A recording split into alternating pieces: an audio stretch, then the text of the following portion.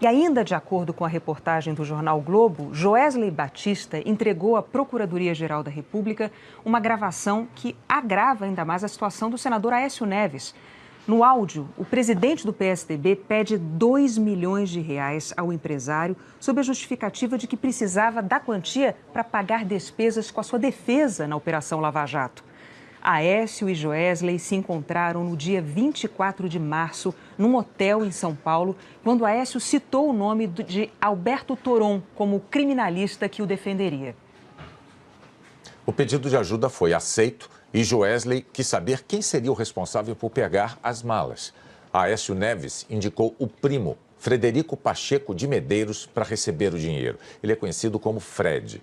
Foi diretor da CEMIG, nomeado por Aécio, e um dos coordenadores da campanha de Aécio a presidente da República em 2014. Aécio Neves disse para Joesley, abre aspas, tem que ser um que a gente mata ele antes de fazer delação. Vai ser o Fred com um cara seu. Vamos combinar o Fred com um cara seu, porque ele sai de lá e vai no cara. Fecha aspas. Quem levou o dinheiro a Fred foi o diretor de Relações Institucionais da JBS, Ricardo Saúde, um dos 7 delatores. Foram 4 entregas de R$500 mil cada uma. A Polícia Federal filmou uma dessas entregas. No material que chegou às mãos do ministro Edson Fachin, do Supremo Tribunal Federal, na semana passada, a Procuradoria-Geral da República diz ter elementos para afirmar que o dinheiro não foi repassado a advogado algum. As filmagens da Polícia Federal mostram que depois de receber o dinheiro, Fred repassou ainda em São Paulo as malas para Menderson Souza Lima, ele é secretário parlamentar do senador Zezé Perrella, do PMDB de Minas Gerais. Não há, portanto, nenhuma indicação de que esse dinheiro tenha ido para o advogado Alberto Toron. Documentos apresentados pelo Ministério Público Federal na ação sobre o triplex do Guarujá registram várias reuniões agendadas entre o então presidente Lula e diretores da Petrobras. Ao juiz Sérgio Moro, Lula chegou a dizer que tinham sido só 2 vezes. Entre os 74 novos documentos, 28 são registros de agendas sobre viagens ou encontros entre o então presidente Lula e diretores da Petrobras de 2003 a 2010. Compromissos com a presença de Paulo Roberto Costa, Jorge Zelada, Renato Duque e Nestor Cerveró, já investigados e condenados na Lava Jato. Ao ser interrogado pelo juiz Sérgio Moro na semana passada, o ex-presidente Lula disse que foi várias vezes à Petrobras, mas não informou se eram compromissos com diretores da empresa. Se juntar todos os presidentes da República, desde que o Brasil foi descoberto, ninguém foi mais na Petrobras do que eu. Mais adiante, Lula afirmou que não era habitual participar de reuniões específicas com diretores da Petrobras e citou apenas 2 reuniões com a diretoria. Porque, doutor Moro, um presidente da República, nos 8 anos que eu fiquei na presidência da República, a gente não tem reunião com a diretoria da Petrobras. Eu, em 8 anos, tive 2 momentos, quando descobrimos o pré-sal, para discutir o plano estratégico e para decidir, sabe, que a gente não ia fazer leilão do pré-sal. Era até numa viagem que eu ia para a Argentina. Mas você não tem reunião específica com o diretor. Em outro trecho, Lula voltou a dizer que fez raras reuniões com a direção da Petrobras. O presidente da República não participa do dia a dia, da semana a semana, do mês a mês. Como eu disse ao senhor, o presidente da República, ele participa de raríssimas reuniões. E eu falei de 2 que eu participei. Em alguns dos registros anexados aparecem os temas de encontros agendados com então diretores da Petrobras. Plano de aceleração do crescimento, discussões relacionadas ao biodiesel e ao planejamento de novas refinarias, como Abreu e Lima, em Pernambuco, e Comperj, no Rio. Agora, essa fase do processo chegou ao fim. As conclusões sobre os documentos poderão ser incluídas nas alegações finais do Ministério Público Federal, que vão ser entregues até o dia 2 de junho. Os advogados de Lula e dos outros réus têm até o dia 20 de junho para apresentar os últimos argumentos da defesa. Depois desta data, o juiz Sérgio Moro poderá dar a sentença. A defesa do ex-presidente Lula declarou que os papéis apresentados pelo Ministério Público Federal servem somente para provar que seus integrantes têm acesso irrestrito a documentos da Petrobras, ao contrário da defesa do ex-presidente. Os advogados afirmaram ainda que esses papéis não provam nada contra Lula e que Lula jamais foi proprietário do triplex ou participou de qualquer ato ilícito envolvendo a Petrobras. O desembargador Neviton Guedes, do Tribunal Regional Federal da Primeira Região em Brasília, derrubou a decisão que suspendia as atividades do Instituto Lula. Na semana passada, o juiz Ricardo Leite, da primeira instância, alegou haver provas de que o local tinha sido usado para a prática de crimes. O desembargador Neviton Guedes considerou que a medida era totalmente inadequada para atingir o fim pretendido, além de ultrapassar a esfera do acusado, impondo restrições a terceiro. Eike Batista vai continuar em prisão domiciliar. Ele ofereceu bens à justiça como garantia, no último dia do prazo para pagar uma fiança de 52 milhões de reais determinada pelo juiz Marcelo Bretas, da 7ª Vara Criminal Federal do Rio. Eike Batista é acusado de ter pagado 16 milhões de dólares em propina ao ex-governador Sérgio Cabral. Exatamente às 7h30 da noite, horário de Brasília, uma notícia bombástica abalou o Brasil. O colunista Lauro Jardim revelou no site do jornal O Globo que o dono do frigorífico JBS, Joesley Batista, entregou ao Ministério Público Federal uma gravação feita em março deste ano. Nela, Joesley Batista conta ao presidente Michel Temer que está pagando pelo silêncio do ex-deputado Eduardo Cunha. Segundo o jornal O Globo, os irmãos Joesley e Wesley Batista e outras 5 pessoas estão tentando fechar um acordo de delação premiada com o Ministério Público e apresentaram várias gravações aos procuradores. Numa conversa gravada, o presidente Michel Temer indica para Joesley o nome do deputado Rodrigo Rocha Loures, do PMDB do Paraná, para resolver no governo um assunto da empresa JIF. Ainda segundo o jornal, em um vídeo feito logo depois, o deputado aparece recebendo uma mala com 500 mil reais enviados pelo empresário. Nesse vídeo, de acordo com a reportagem de O Globo, Joesley Batista aparece contando a Michel Temer que estava dando a Eduardo Cunha e a Lúcio Funaro, operador do PMDB no esquema da Lava Jato, os dois presos em Curitiba, uma mesada para que ficassem calados. Nessa conversa, segundo o jornal, diante da informação, Michel Temer incentivou, abre aspas, tem que manter isso, viu? Fecha aspas. O jornal O Globo mostrou que pela primeira vez na Operação Lava Jato foram feitas ações controladas, 7 no total, para obtenção de provas em flagrante.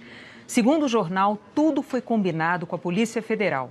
Os diálogos e as entregas de dinheiro foram filmadas pela Polícia Federal.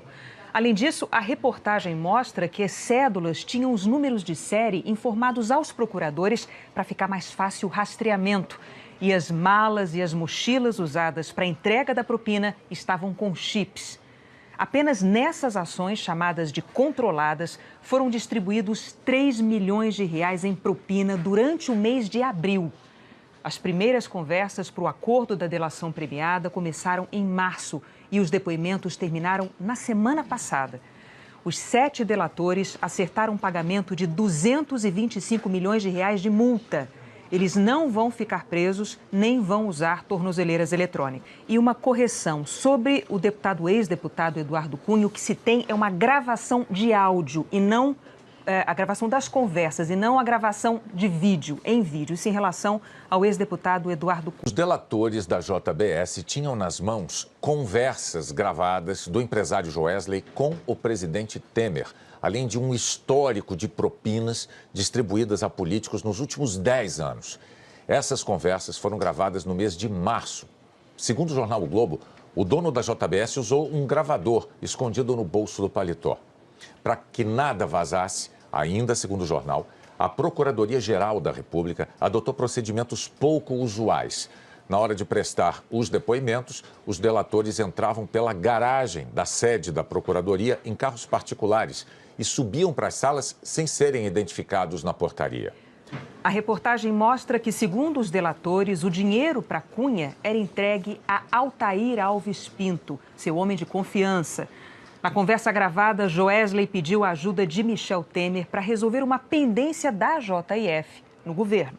Temer disse que Joesley deveria procurar Rodrigo Rocha Loures, do PMDB, para cuidar desse problema. Temer disse: fale com Rodrigo, Joesley.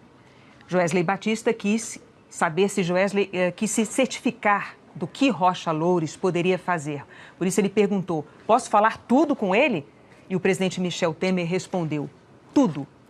Ainda segundo a reportagem, Rocha Loures é um conhecido homem de confiança do presidente. Foi chefe de relações institucionais da vice-presidência, sob Temer.